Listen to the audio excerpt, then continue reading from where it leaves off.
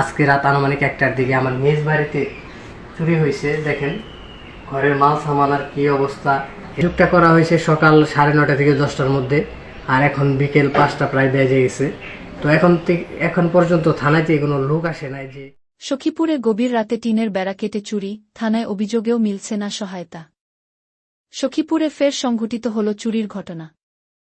গতকাল গভীর রাতে সখীপুর পৌরসভার 1 নম্বর ওয়ার্ডের কাহারতা এলাকায় কাউসার হোসেনের বাড়িতে টিনের বেড়া কেটে ঢুকে চুরি করেছে দুর্বৃত্তরা। পরিবারের সদস্যরা জানিয়েছেন, রাত আনুমানিক 1টার দিকে টিন কাটার শব্দে তারা জেগে ওঠেন। সারা শব্দ পেয়ে চোরচক্রটি দ্রুত পালিয়ে যায়। তবে এরই মধ্যে ঘরে থাকা নগদ 1,10,000 টাকা চুরি হয়ে যায়। ঘটনার পরদিন ভুক্তভোগী পরিবার সখীপুর থানায় অভিযোগ জানালেও এখন পর্যন্ত তারা প্রশাসনের পক্ষ থেকে কোনো কার্যকর সহায়তা পাননি বলে অভিযোগ তুলেছেন। এ ঘটনায় এলাকাবাসীর মধ্যে চরম আতঙ্ক ও ক্ষোভ বিরাজ করছে। তারা দাবি করছেন, রাতে নিরাপত্তা টহল বাড়ানো এবং দ্রুত তদন্ত করে চোরদের শনাক্ত করতে হবে।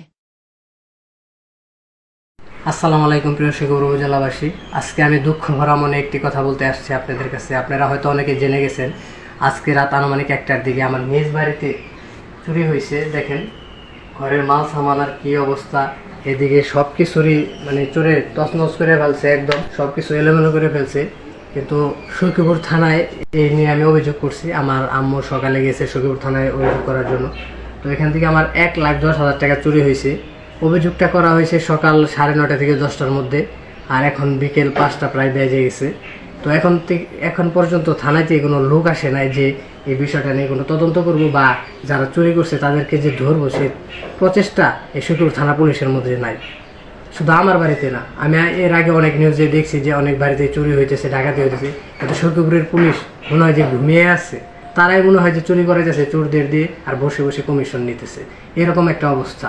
যদি এরকম অবস্থা হয় তাহলে আমরা সখীপুরবাসী কার কাছে বিচার চাইবো, কার কাছে যাব আমরা? আজকে আমার বাড়িতে হয়েছে, কালকে আপনার বাড়িতে হবে, এইভাবে তো সারা সখীপুরে চুরে ভরে যাবে।